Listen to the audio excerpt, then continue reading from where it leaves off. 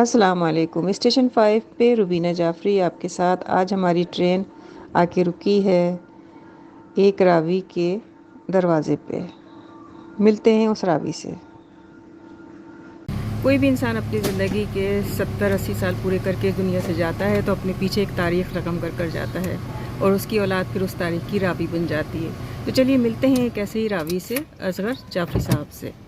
असगर जाफरी साहब का घर जी। तो मिलते हैं असगर भाई से। वो हमें लेके आए हैं एक बहुत ही अच्छे से ड्राइंग रूम में। जी असगर भाई, कैसे हैं आप? अल्लाह का शुक्र है, बहुत माला करम है, ठीक ठाक। पैरसर जाफरी ग्रुप के मेम्बरान आपकी ज़िंदगी के बारे में जानना चाहते हैं। आपके वालिद बरादरी की मशहूर व मारूफ शख्सियत थे, हिजरत करके आए, कहाँ आबाद हुए, कैसी ज़िंदगी गुजरी?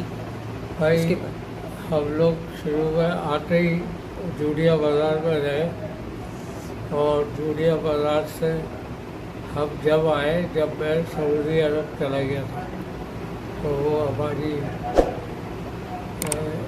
बड़ी बहन है ना, उनके घर में इन लोगों ने ज़ियाउल-हक़ के दौर में बहुत तोड़ फोड़ की थी, तो वो फिर उनके लिए किराए पे घर दिया था हमने और फिर वहाँ रहे। किराए पे घर कहाँ लिया था आपने? अजीज़ाबाद में ही लिया था।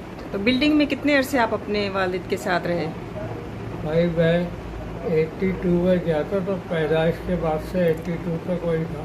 82 के बाद आप सऊदी अरब गए? फिर सऊदी अरब में। अच्छा, तो आपने जो ज़िंदगी जोड़िया बाज़ार में अपने वालिद के साथ गुजारी, आप अपने वालिद के कितने करीब रहे और कितना एक इकलौते होने बेटे होने भाई की मैं वजह से तो करीब ही रहता था बाबू के हमेशा। ज़हनी तौर पर कितना आप उन्हें समझ सके? ज़हनी तौर पर ज़माने में बाप और बेटे में बड़ा डिस्टेंस होता था और हमारे बाबू जो थे वो गुस्से के भी थे, तो हम डरते डरते जो बाबू कहते थे वही करते थे। तो पेशे के एतबार से उनकी क्या था, पेशा क्या था उनका, क्या जॉब करते थे? बाबू पहले पाकिस्तान टोबैको कंपनी में थे,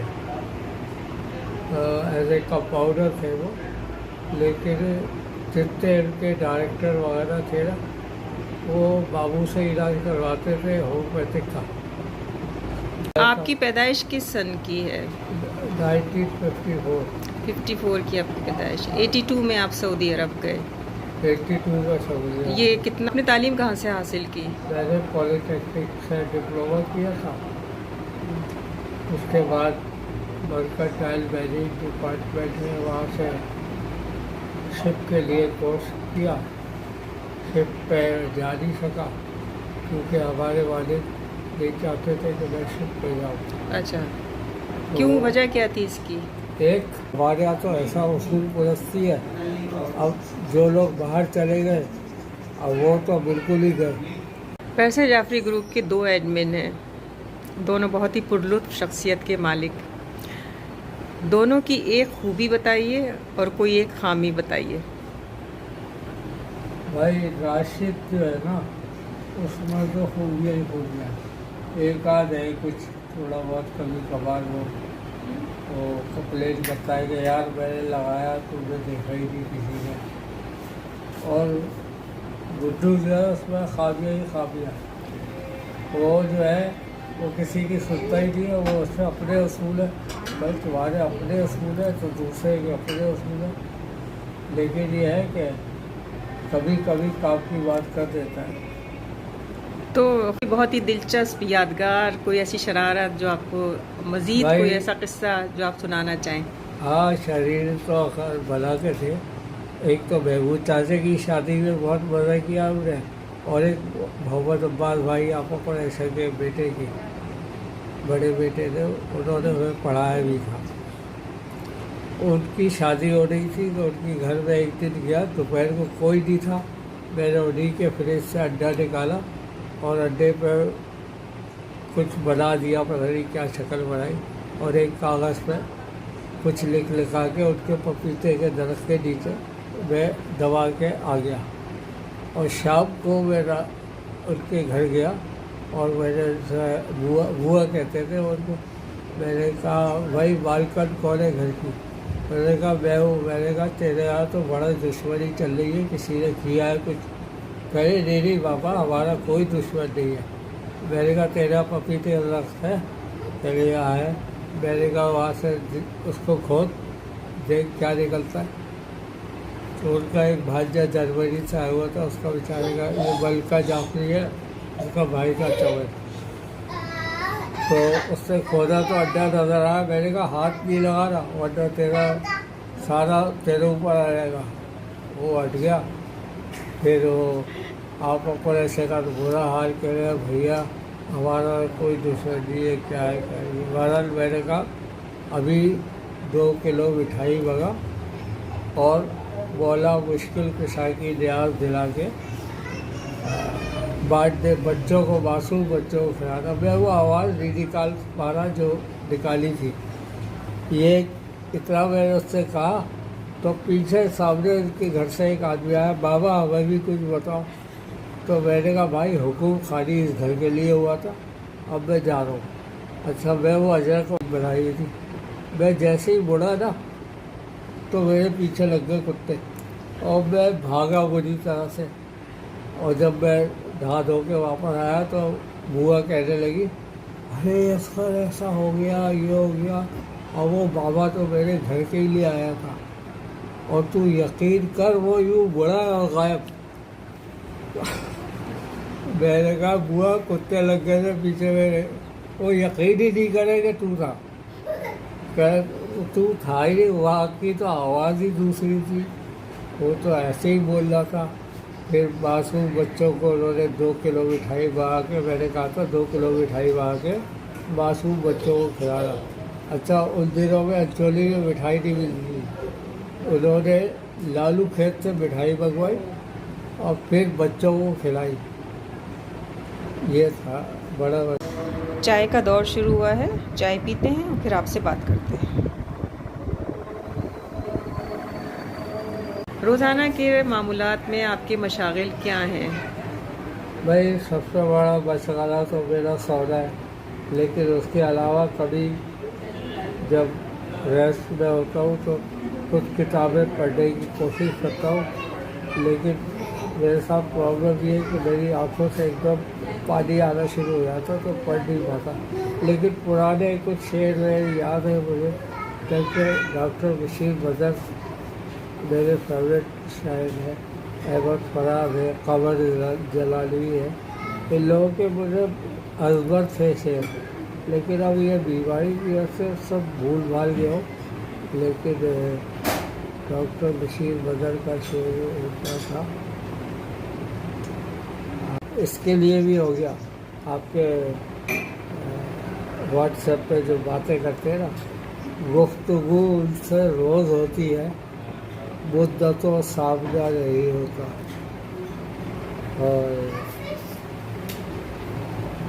और क्या था, इसी का शेर था, रात का इंतज़ार कौन करे, आजकल दिन में क्या नहीं होता।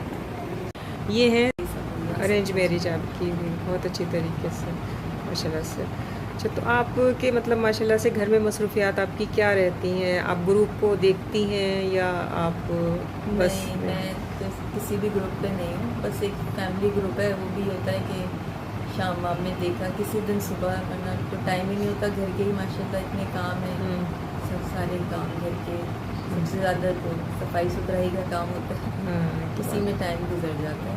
तो आप क्या समझती हैं कि पैरसा जाफरी ग्रुप में अगर आप मौजूद नहीं हैं तो ये एक पैरसा जाफरी ग्रुप की रिवायात को अगर आप आगे बढ़ाती हैं, आगे इसमें इंटर होती हैं और अपनी मसरूफियात, अपनी पोस्टिंग, खानों की, अपनी सकाफ़त को आप लेके चलती हैं, तो क्या ये ज़्यादा और बेहतर नहीं होता? आप जैसी नफीस खातून की तो ग्रुप में बहुत कमी है। होता, लेकिन मुझे लगता है कि मैं नहीं टाइम दे सकती। बात सिर्फ टाइम देने की है या बात कुछ और भी है? नहीं, बस कुछ चीज़ें मुझे पसंद नहीं है। मसलन बहुत सारी चीज़ें, जैसे पता नहीं कहना चाहिए नहीं मुझे लेकिन ये कि होता है कि जैसे लोग हैं, लेकिन बाद में फिर लोगों के ऊपर फिर वो तनकीद भी होती है और मुख्तलिफ बातें, तो वो नहीं पसंद मुझे। आपको तनकीद पसंद नहीं? मतलब बिला वजह की, मतलब जब एक ग्रुप में है तो फिर बाद में सामने कुछ है, फिर बाद में आप कुछ और कह रहे हैं, तो ये सब बातें सही नहीं। फिर आपस में ना इख्तलाफात भी, जैसे बहुत सारे करीबी रिश्तेदार हैं, अच्छी तरह मिलते थे, लेकिन इस ग्रुप की वजह से फिर आपस में नाइतफाकियाँ भी हो गई हैं। आपकी घरेलू मसरूफियात में आपकी जिम्मेदारियां, घर देखना, खाना बनाना, इसके अलावा बच्चे पोते, आपके हाँ, पोता भी है आपका एक? पोता भी है माशाल्लाह, बहुत शरीर है। खैर बहू ज़ाहिर है उसको भी देखती है, लेकिन मुझे भी ज़ाहिर है कभी ना कभी ऐसा होता है कि उसको वो काम कर रही है तो मैं उसको देख लूँ। फिर भाई है मेरा, थोड़ा सा जहनी तौर से वो है अब्बू के डैडी के इंतकाल के बाद से वो मेरे पास है, उसकी भी जिम्मेदारी है। बस अल्लाह ने शायद इस काबिल ही समझा हुआ है कि ये जिम्मेदारियाँ निभा दें खुशस्लूबी से। तो आपकी सोशल लाइफ जो है वो तकरीबन ना होने के बराबर अब होगी इस बिल्कुल वजह से? नहीं। पहले तो बहुत थी, हर जगह जाती थी मैं, हर शादी, किसी के इंतकाल, उसमें हर जगह जाती थी। लेकिन अब ये होता है कि अब ज़ाहिर है पहले ये ज़रूरी है काम, तो ये देखती हूँ सही। ये ज़्यादा ज़रूरी है। कबीर, अभी मूवी बन रही है। ये हैं असगर जाफरी के पोते और ये हैं असगर जाफरी की बहू। क्या नाम है आपका? फरवा नाम है। जलाल की मिसेज।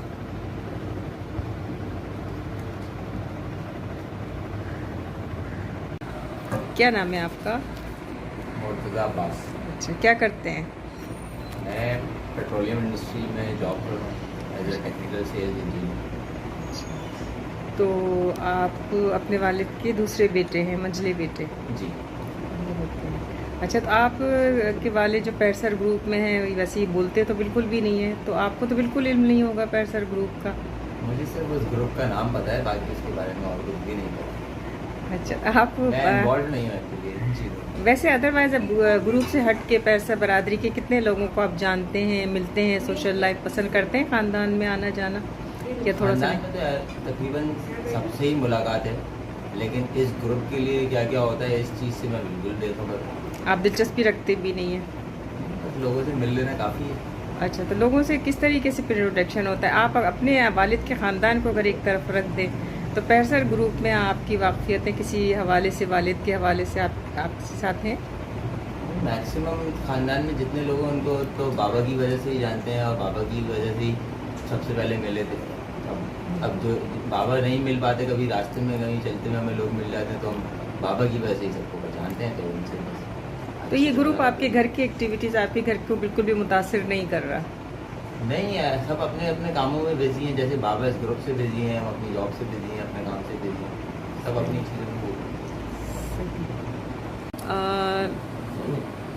तो आप मुझको ये बताइए कि आपके वालिद पैरसर जाफरी ग्रुप में हैं, आप क्या समझते हैं कि ये उनके लिए बहुत दिलचस्प है, या और भी जितने भी लोग ग्रुप में हैं उनके लिए ये ग्रुप बहुत फ़ायदेमंद है?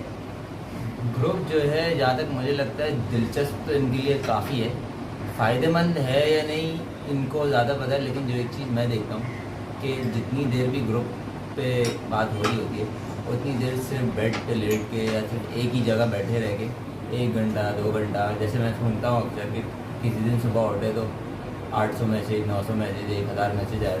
तो मैसेज ना तो मेरे ख्याल से तो नहीं पढ़ सकते बाबा एक साथ, लेकिन जितना टाइम इस पर स्पेंड कर रहे हैं इतना टाइम जो है किसी और एक्टिविटी में भी रखना चाहिए, जैसे कोई फिजिकल एक्टिविटी हो। जैसे मैं इटसेल्फ मुझे प्लांट्स का बहुत ज़्यादा शौक है। मैं ऑफिस से आके 1-2 घंटे प्लांट्स के साथ रहता हूँ, पानी डालता हूँ उनको, सेट करता हूँ। बाबा को भी कुछ ऐसा, मतलब ग्रुप में और भी लोग हैं, उनको अपनी एक्टिविटी का ख्याल होना चाहिए। वो पहले कहते थे कि बच्चों के हाथ में मोबाइल आ गया तो वो इसके अलावा कुछ और नहीं करते, लेकिन आजकल बड़े मोबाइल के अलावा कुछ और नहीं करते। मतलब कि अगर इंटरनेट नहीं चल रहा हो तो मुझे ऑफिस तक में फ़ोन आ जाते हैं कि इंटरनेट नहीं चल रहा, किसका कुछ करो। तो मतलब कि ये इफ़ेक्ट तो बहुत ज़्यादा कर रही है ये चीज़। तो ये क्या जितने भी लोग ग्रुप में बैठे हुए हैं वो उनकी मेंटल सेहत को जो डिस्टर्ब कर रहा है? बहुत ज़्यादा। देखें, नुकसानदेह तो है ना कि आप फोकस आपका सिर्फ एक जगह है, आपको जो है आपकी सराउंडिंग्स के बारे में पता ही नहीं है कि वहाँ क्या हो रहा है, दूसरे रूम में क्या हो रहा है, इधर उधर क्या हो रहा है। तो इसके अलावा जो दूसरी चीज़ यही है कि आपको इसके लिए टाइम कोई बनाना चाहिए कि दिन में 2 घंटे, मतलब कि मगरिब के बाद सब एक साथ आ गए या दोपहर में खाने के बाद सब एक साथ आ गए, इस तरह हो। लेकिन ये तो पूरा दिन और पूरी झोंक अच्छी लगती ये है। अगर मैं बात करूं आपसे तो आप क्या समझते हैं कि पुराने वक्तों के लोगों में बर्दाश्त बहुत ज़्यादा थी, या आजकल के बड़ों तक में भी वो बर्दाश्त नहीं रही, या हाँ। है? नहीं, अब कोई बर्दाश्त नहीं है। किसी में ज़रा सी कोई बात हो तो वो रूट हट के बैठ जाते हैं और अपने सगे रिश्तेदार से नहीं मिलते। लेकिन अब जैसे ग्रुप में मैं देखता हूँ ऐसी बातें करते हैं सबसे, और अंदर ही अंदर मिलते नहीं, सगे बहन भाइयों से नहीं मिलते और बाकी सबसे मिलते। उसमें कसूर किसी का भी हो, लेकिन लड़ाई तो हो गई ना, तो ये सब नहीं होना चाहिए, मुनाफकत है ये, ऐसा नहीं होना चाहिए। पैरसर ग्रुप में बहुत से लोग जो हैं बरादरी के मौजूद हैं, उनमें से कितने लोग ऐसे हैं जो आपसे मिलने आते हैं, आपकी इयादत के लिए आते हैं, या आपका हाल अहवाल पूछने आते हैं, या कभी आपसे तफसील से आपके साथ बैठकर आपकी ज़िंदगी के बारे में कुछ पूछा हो, कुछ कहा हो, कुछ सुना हो? भाई ग्रुप का जो है वो भी, और जो पुराने जानने वाले वो भी, बस वो अब्बा यूट्यूब की तस्वीर पढ़ लेंगे या सलामों की पढ़ देंगे और फिर बता देंगे मैंने 5 तस्वीर पढ़ ली, लेकिन मिलने इक्का दुक्का के अलावा कोई नहीं आता। अब वैसे तो मेरे जो खास दोस्त हैं वो हैदर, महमूद, गुड्डू, राशिद, ये लोग तो सब बाहर हैं और ये जब आते हैं तो मिलने भी आते हैं, लेकिन जो लोकल है यहाँ के लोग हैं ना, वो उनके पास टाइम नहीं है और मेरे पास हिम्मत नहीं है, तो मैं अब अकेला तो कहीं जा ही नहीं सकता। बच्चों के साथ कहीं चला जाता हूँ, जैसे सैलून स्वयं में चला जाता हूँ, लेकिन वैसे मैं कहीं नहीं आ सकता। बड़ी शिकायत है पैसे के लोगों से, जो पहले की मोहब्बत थी, अरे छोरे ने ये कर लिया, इसको कहीं काम पे लगा दे, और वो लगा देता था बेचारा। अब तो छोरा कुछ भी कर ले, कोई पूछने वाला नहीं है कि नहीं इसमें तो ये है, इसमें तो वो है, बहाने लगाते, कोई किसी की हेल्प नहीं करता। हाँ, पैसे से हेल्प कर देंगे, मैं ज़रूरत था अपने पैसे वैसे। अब ये अलग बात है कि वहाँ की तस्वीर लगा दी है इंडिया की, ये है वो है, तो बरादरी के क्या काम आ रहे हो? बरादरी के कोई काम नहीं आ रहा। उसके पहले ज़माने में 4-5 लोग थे जो काम करते थे, उसमें सरे फैल हुसैनी चाचा, नासिर चाचा जो कस्टम में थे, वो रशीद अजहर भाई एक थे, अमीर हैदर जैदी, इन लोगों ने सैकड़ों लोगों को नौकर कराया बैंक में। ये सब अलाइड बैंक के लोग थे, इन्होंने कराया। नासिर चाचा ने PIA में कराया, पोर्ट्रस में कराया, तो ये लोग करते थे काम। अब तो जो बड़ा आदमी है वो सिर्फ अपने साला बस, और कोई भाई को भी नहीं करते अब तो। ये बताइए कि पैरसर बरादरी जो है वो अपनी रिवायात, अपनी सकाफ़त को अपनी नस्लों तक पहुंचाने में कामयाब है? बिल्कुल नहीं, इसलिए कि हमारे यहाँ की एक शायद एग्री करे नहीं करे, हमारे यहाँ जो ज़रा सी पोस्ट पे आ जाए ना बड़ी, वो बहुत उसूल परस्त होता है। वो कहता है नहीं भाई ये इसका मैं कुछ नहीं करा सकता, इसमें तो ये है, इसमें तो वो है। और ये बात है हमें सीखनी चाहिए पंजाबियों से, सिंधियों से। अपने जाहिल को भी साले मिनिस्टर बना देते। हमारे यहाँ तो हम ये नहीं कहते कि जाहिल को आप कोई इंजीनियर लगा दे, इंजीनियर को इंजीनियर लगाओ ना, लेकिन हमारे यहाँ तो ऐसा उसूल परस्ती है। अब जो लोग बाहर चले गए, अब वो तो बिल्कुल ही गए। पैरसर जाफरी ग्रुप के 2 एडमिन हैं, दोनों बहुत ही पुरलुत्फ शख्सियत के मालिक। दोनों की एक खूबी बताइए और कोई एक खामी बताइए। भाई राशिद जो है ना, उसमें तो खूबियाँ ही खूबियाँ, एक आध है कुछ थोड़ा बहुत कभी कभार वो कंप्लेन करता है कि यार मैंने लगाया तुमने देखा ही नहीं किसी ने। और गुड्डू जो है उसमें खामियाँ ही खामियाँ, वो जो है वो किसी की सुनता ही नहीं है, वो उससे अपने असूल है। भाई तुम्हारे अपने असूल है तो दूसरे के अपने असूल है, लेकिन ये है कि कभी कभी काम की बात कर देता है। तो बहुत ही दिलचस्प यादगार कोई ऐसी शरारत जो आपको मज़ीद भाई- कोई ऐसा किस्सा जो आप सुनाना चाहें? हाँ, शरीर तो खैर भला के थे। एक तो महमूद चाचे की शादी में बहुत मज़ा किया हमने, और एक मोहम्मद अब्बास भाई आपको पड़े सके बेटे की, बड़े बेटे ने, उन्होंने हमें पढ़ाया भी था। उनकी शादी हो रही थी तो उनके घर में एक दिन गया, दोपहर को कोई नहीं था। मैंने उन्हीं के फ्रिज से अंडा निकाला और अंडे पर कुछ बना दिया, पता नहीं क्या शक्ल बनाई, और एक कागज़ पर कुछ लिखा के उनके पपीते के दरख्त के नीचे मैं दबा के आ गया। और शाम को मैं उनके घर गया और मैंने बुआ कहते थे उनको, मैंने कहा भाई बालकन कौन है घर की? मैंने कहा मैं हूँ। मैंने कहा तेरे यहाँ तो बड़ा दुश्मनी चल रही है, किसी ने किया है कुछ? कहे नहीं बाबा, हमारा कोई दुश्मन नहीं है। मैंने कहा तेरा पपीते का दरख्त है? तेरे यहाँ है। मैंने कहा वहाँ से उसको खोद देख क्या निकलता है। तो उनका एक भांजा जर्मनी से आया हुआ था, उसका बेचारे का ये मलिका जाफरी है, उसका भाई का चवर। तो उससे खोदा तो अड्डा नजर आया। मैंने कहा हाथ नहीं लगा रहा वरना तेरा सारा तेरे ऊपर आ जाएगा। वो हट गया। फिर वो आप ऊपर ऐसे का तो बुरा हाल कह रहे भैया, हमारा कोई दुश्मन नहीं है, क्या है क्या है। बहरहाल मैंने कहा अभी 2 किलो मिठाई मंगा और बोला मुश्किल कुशा की न्याज दिला के बांट दे बच्चों को, मासूम बच्चों को खिलाना। मैं वो आवाज़ नहीं निकाल पा रहा जो निकाली थी। ये इतना मैंने उससे कहा तो पीछे सामने उनके घर से एक आदमी आया, बाबा हमें भी कुछ बताओ। तो मैंने कहा भाई हुकूम खाली इस घर के लिए हुआ था, अब मैं जा रहा हूँ। अच्छा, मैं वो अजय को बनाई हुई थी। मैं जैसे ही मुड़ा ना तो मेरे पीछे लग गए कुत्ते और मैं भागा बुरी तरह से। और जब मैं नहा धो के वापस आया तो बुआ कहने लगी, अरे इसका ऐसा हो गया, ये हो गया। और वो बाबा तो मेरे घर के ही लिए आया था और तू यकीन कर वो यूँ बड़ा और गायब। मैंने कहा बुआ कुत्ते लग गए थे पीछे मेरे, वो यकीन ही नहीं करेंगे तू था। कह तू था ही नहीं, वहाँ की तो आवाज़ ही दूसरी थी, वो तो ऐसे ही बोल रहा था। फिर मासूम बच्चों को उन्होंने 2 किलो मिठाई बहा के, मैंने कहा था 2 किलो मिठाई बहा के मासूम बच्चों को खिलाना।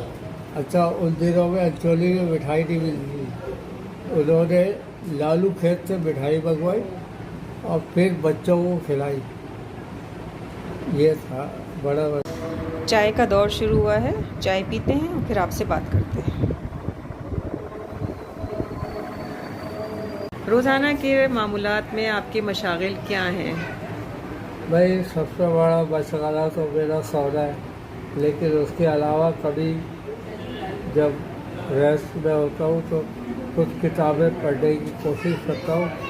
लेकिन मेरे साथ प्रॉब्लम ये है कि मेरी आंखों से एकदम पानी आना शुरू हो जाता तो पढ़ नहीं पाता। लेकिन पुराने कुछ शेर मेरे याद है मुझे, क्योंकि डॉक्टर बशीर बदर मेरे फेवरेट शायर हैं, अहमद फराज है, कमर जलाली है।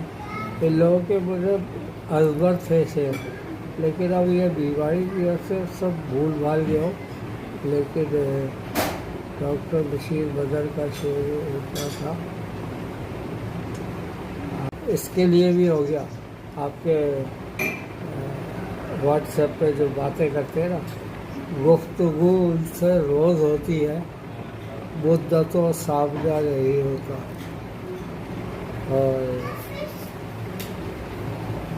और क्या था, इसी का शेर था, रात का इंतज़ार कौन करे, आजकल दिन में क्या नहीं होता। ये है अरेंज मैरिज आपकी हुई बहुत अच्छी तरीके से माशाल्लाह से। अच्छा, तो आपके मतलब माशाल्लाह से घर में मसरूफियात आपकी क्या रहती हैं? आप ग्रुप को देखती हैं या आप बस? नहीं, मैं तो किसी भी ग्रुप में नहीं हूँ, बस एक फैमिली ग्रुप है। वो भी होता है कि शाम वाम में देखा, किसी दिन सुबह, वरना तो टाइम ही नहीं होता। घर के ही माशाल्लाह इतने काम हैं, सब सारे काम घर के, सबसे ज़्यादा तो सफाई सुथराई का काम होता है। हाँ, किसी में टाइम गुजर जाता है। तो आप क्या समझती हैं कि पैरसा जाफरी ग्रुप में अगर आप मौजूद नहीं हैं तो ये एक पैरसा जाफरी ग्रुप की रिवायात को अगर आप आगे बढ़ाती हैं, आगे इसमें इंटर होती हैं और अपनी मसरूफियात, अपनी पोस्टिंग, खानों की, अपनी सकाफ़त को आप लेके चलती हैं, तो क्या ये ज़्यादा और बेहतर नहीं होता? आप जैसी नफीस खातून की तो ग्रुप में बहुत कमी है। होता, लेकिन मुझे लगता है कि मैं